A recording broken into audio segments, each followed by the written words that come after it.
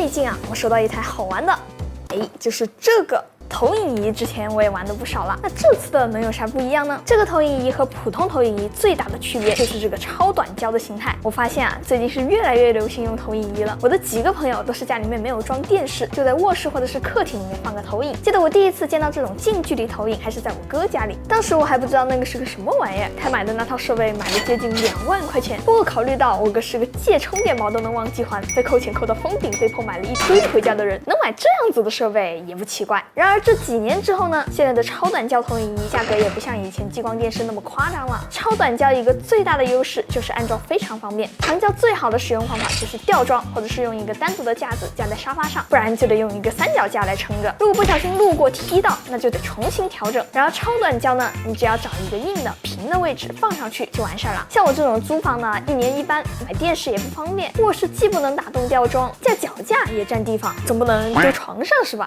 有时候下班以后呢，回到家里面就已经累得跟狗一样了，这个时候就只想要洗个澡，然后躺在床上面，超短焦一放，插上电源开机，呜呼！你看我这样大概就是50寸左右，这样就已经接近100寸了。如果再极限一点呢，这样就可以拉到120寸左右，大概就把投影仪拉到离墙这么远，就可以投出超大的屏幕。其实我还想问一下大家，你们现在家里面电视墙的位置上放的是个什么呢？我现在租的这个房子呢，是自带一个55寸电视的，高情商良心物业，低情商这电视怎么还没有显示器的？如果你的墙是一面白墙，也可以直接投在墙上，或者也可以搭配一块抗光屏。很多博主都有测过，有没有这个差距还是挺大的。其实我之前在客厅里面也放过一段时间的投影，效果确实不错，但是就是有一个问题，如果你是玩的那种手柄游戏，你当然可以往后面一躺，但是其实还有很多健身游戏，比如说健身环、Just Dance， 你要站在画面和投影之间，它就会挡住画面，而且如果有人经过的话，就会被亮瞎。假如你是那种模拟驾驶的游戏，肯定是要正对的才有沉浸感啊，对吧？这个尺寸和真实开车感觉也差不多了。还有一个很重要的就是声音，如果侧投的话，声音就要从你其中的一个耳朵里面传过来，就算你播的是什么杜比全景声，直接变成单声了。如果是超短焦的话呢，直接放在画面前面，声音是从正面传过来的。这个 OES 的外放也确实很不错，直接给大家听一下。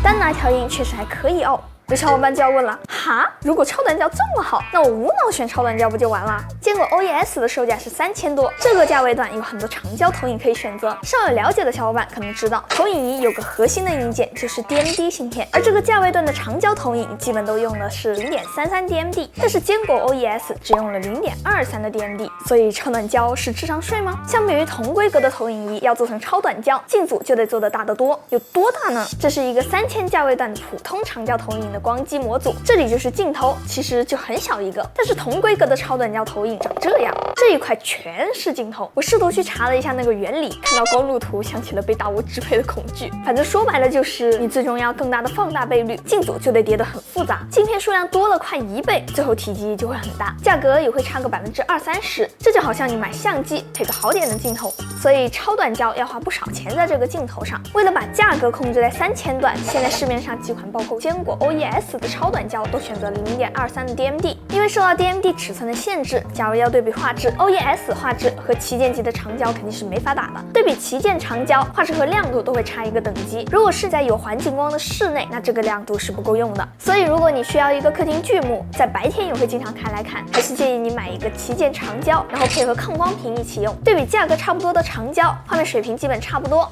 白天关窗帘或者是室内关灯使用的话，其实区别并不是很大。如果你仔细看的话，坚果 OES 甚至还会更亮一点。据说是用了 TEC 半导体制冷来给光源散热，这样就能让光机的亮度拉满。然而，如果你再仔细看的话，坚果 OES 的画面顶上竟然不是平的。了解了一下才知道，原来是因为大部分的墙是不完全平的，细看的话就会有一些凹凹凸凸的点点。如果是长焦正面头就看不出来，但是超短焦的入射角度比较大，就会变得像被狗啃了一样。这个问题坚果还真的想要一个办法去解决。你只要拿手机打开这个坚果控，点开这个画面智能评着，然后拍张照片，那狗啃成这样，你自己看着办吧。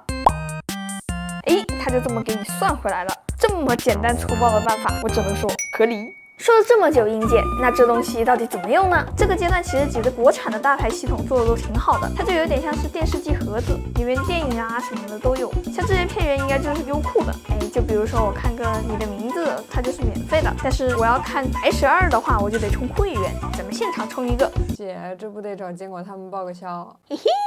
或者如果你放客厅，你也可以直接用 HDMI 输入，也可以外接你的电脑，或者是 PS5、Xbox、Switch 都可以。不知道大家当年 PS5 发布的时候有没有看过宣传片？里面有个游戏《赛博朋克喵喵》，这是我当时最期待的游戏之一，最近终于出啦！小猫咪误入一个被封闭的城市，人类已经灭绝很久了，居民全都是机器人，不会说话的猫猫想回家，被关在城里的机器人想逃去外界。赛博朋克加废土，场景设计据说还参考了香港九龙，感兴趣的小伙伴可以去看看呀。如果说前面这些都是形态上面的区别，那为什么我说这台坚果 OES 很好玩呢？长焦投影有时候画面会被遮挡的这种问题，其实避一避也没啥。但是坚果配合着超短焦这种安装方便、贴墙就能投、不会遮挡的特性，做了一个这个。按这个状态键可以进入这个陪伴模式，默认的话就是显示一些讯息，包括天气、时间什么的。当然你也可以切到这个数字意境，这里面就有一些比较有氛围感的作品。你看像这种就可以搭配画面拍一些像小红书上面那种上流的照片。哎，你看这不是落日灯吗？你也可以切到音乐模式，就可以全屏显示歌词了。